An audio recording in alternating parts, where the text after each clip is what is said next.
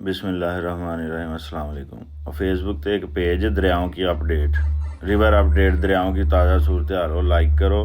ਉਹਦੇ ਤੇ ਉਹਨੇ ਕਿਹਾ ਸੀ ਕਿ ਜਿਹੜੇ ਸਿੰਧ ਵਾਲੇ ਲੋਕ ਨੇ ਉਹ ਕਹਿੰਦੇ ਨੇ ਕਿ ਸਿਲਟ ਜਿਹੜੀ ਹੈ ਨਾ ਉਹ ਦਰਿਆ ਤੱਕ ਪਹੁੰਚਣੀ ਚਾਹੀਦੀ ਹੈ। ਅਤੇ ਨਾਮੁਰ ਰਹਿਮਾਨ ਇੰਜੀਨੀਅਰ ਜ਼ਾਹਰ ਹੈ, ਉਹ ਪਾਣੀ ਦਾ ਮਾਹਰ ਹੈ।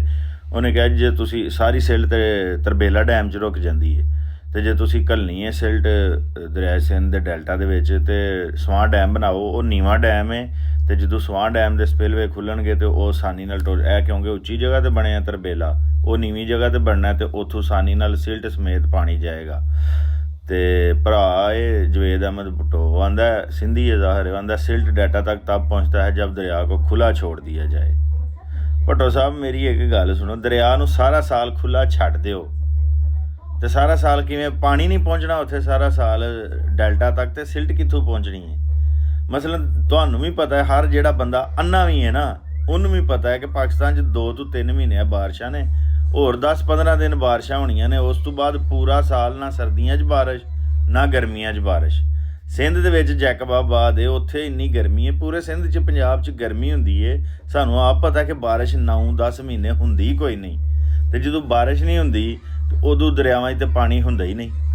ਅਤੇ ਤੁਹਾਡੇ ਕੋਲ ਇਹ ਹੁਣ 2-3 ਬਾਰਿਸ਼ਾਂ ਦੇ ਮਹੀਨੇ 'ਚ 5 ਤਰਬੇਲਾ ਡੈਮਾਂ ਜਿੰਨਾ ਪਾਣੀ ਲੰਘ ਗਿਆ ਸਿੰਧ ਦੇ ਵਿੱਚੋਂ, ਉਹ ਜੇ 5 ਤਰਬੇਲਾ ਜਿੰਨਾ ਪਾਣੀ ਤੁਸੀਂ ਰੋਕ ਲਿਆ ਹੋਏ ਆ ਬਾਰਿਸ਼ਾਂ ਦੇ ਮਹੀਨੇ, ਅਤੇ ਅਗਲੇ 5 ਮਹੀਨਿਆਂ ਦੇ ਵਿੱਚ ਤੁਸੀਂ ਉਹਨਾਂ ਨੂੰ ਇੱਕ ਤਰਬੇਲਾ ਸਿੰਧ 'ਚ ਛੱਡ ਦਿਓ ਅਤੇ ਉਹ ਡੈਲਟਾ ਤੱਕ ਪਹੁੰਚਦਾ ਰਹੇਗਾ। ਡੈਲਟਾ ਕੋ ਦੁਨੀਆ ਵਿੱਚ ਕਿੰਨੇ ਛੱਡੇ ਨੇ ਆਪਣੇ ਦਰਿਆ, ਦੁਨੀਆ ਸਾਰੀ ਡੈਮ ਬਣਾ ਰਹੀ ਹੈ। ਚੀਨ ਤੁਹਾਡੀਆਂ ਅੱਖਾਂ ਦੇ ਸਾਹਮਣੇ ਡੈਮ ਤੇ ਡੈਮ ਬਣਾ ਰਿਹਾ।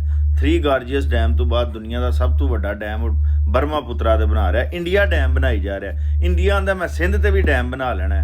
ਇੰਡੀਆ ਚਨਾਬ ਤੇ ਰਾਵੀ ਤੇ ਸਤਲੁਜ ਤੇ ਆਂਦਾ ਇੱਕ ਉਹ ਮੋਦੀ ਬਾਰ-ਬਾਰ ਕੀ ਆਂਦਾ ਪਾਣੀ ਤੇ ਖੂਨ ਇਕੱਠੇ ਨਹੀਂ ਬਹਿਣਗੇ। ਹਾਲੇ ਬਲੋਚਿਸਤਾਨ ਦੇ ਵਿੱਚ ਉਹ ਸਾਡਾ ਧੜਾ ਧੜ ਖੂਨ ਬਹਾ ਰਹੇ ਨੇ, ਲੇਕਿਨ ਉਹ ਸਾਡਾ ਕੁੱਤਾ ਤੇ ਤੁਹਾਡਾ ਕੁੱਤਾ ਟੋਮੀ, ਉਹਦੇ 'ਤੇ ਨਾ ਸਾਡੀ ਹੁਕੂਮਤ ਉਹਨਾਂ ਨੂੰ ਮੁਜਰਮ ਠਹਿਰਾ ਕੇ ਫੜਦੀ ਹੈ, ਅਤੇ ਸਾਡੀ ਹੁਕੂਮਤ ਧਮਕੀ ਨਹੀਂ ਲਾਉਂਦੀ ਕਿ ਜੇ ਤੁਸੀਂ ਬਲੋਚਿਸਤਾਨ 'ਚ ਕੀਤੀ ਤਾਂ ਅਸੀਂ ਵੀ ਤੁਹਾਨੂੰ ਜਵਾਬ ਦਿਆਂਗੇ।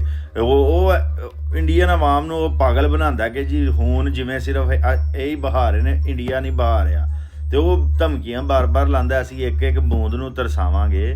ਅਤੇ ਯਾਰ ਜੇ ਡੈਮ ਬਣ ਜਾਣਗੇ, ਅਸੀਂ ਇੰਡੀਆ ਤੁਹਾਡੇ ਸਾਹਮਣੇ ਡੈਮ ਬਣਾ ਰਿਹਾ, ਜੇ ਸਮਾਂ ਡੈਮ ਬਣ ਜਾਏਗਾ, ਸਿੰਧ ਦੇ ਵਿੱਚ ਡੈਮ ਬਣਾਓ, ਛੋਟੇ ਡੈਮ ਬਣਾਓ, ਵੱਡੇ ਡੈਮ ਬਣਾਓ, ਪਾਣੀ ਜ਼ਹੀਰਾ ਕਰੋ ਤਾਂ ਕਿ ਸਿੰਧ, ਪੰਜਾਬ, ਬਲੋਚਿਸਤਾਨ, KPK ਨੂੰ ਸਾਰਾ ਸਾਲ ਪਾਣੀ ਮਿਲਦਾ ਰਹੇ। ਇਹ ਕੀ ਜ਼ਿੱਦ ਹੈ ਕਿ ਦਰਿਆਵਾਂ ਨੂੰ ਖੁੱਲ੍ਹਾ ਛੋੜ ਦਿੱਤਾ ਜਾਏ?